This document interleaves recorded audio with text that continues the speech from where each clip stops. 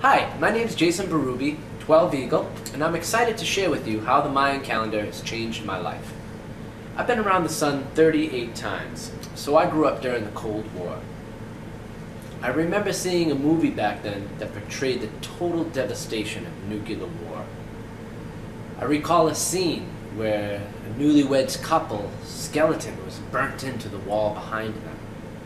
I remember thinking, geez, at least my mom and dad got to crawl under the table with a wet newspaper over their head or something.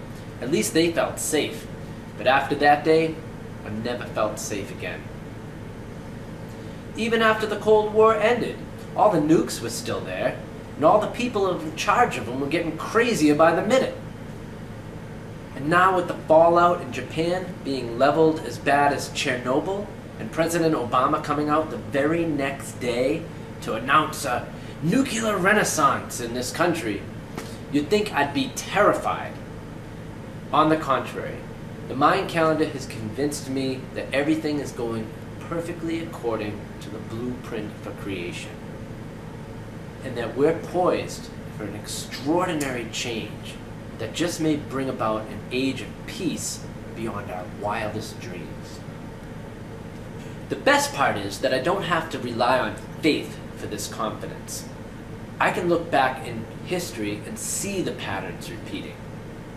The tsunami in Japan seems like nothing more than a devastating tragedy until we look back into 1717 and an equally great tsunami that hit Lisbon, Portugal, at the very same spot in the Mayan calendar, on the first day of a new underworld.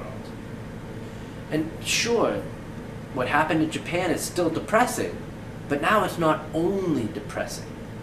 Placed in context of other unfolding events in the calendar, it becomes intriguing. Yet more proof that something much bigger than we can understand is unfolding here. I don't hope that things will get better. I trust that they will, because I can see which stage we're at in the plan. I feel deep down that everything's going to be all right, and the Mayan calendar reminds me of this every day. Every day I get proof of the validity of the Mayan calendar in my life. That's what's so great about the Mayan portal. They help me know what to expect so I can prepare. Just the other day I was marrying some friends and had to come up with something to say for the sermon. Well, I looked up on the Maya portal, and it turns out it was a day 1 Akbal, and it had a whole thing about it being a day for lovers and marriage. And that kind of thing happens all the time with the Mayan calendar. Whatever the theme of the day is ends up playing out.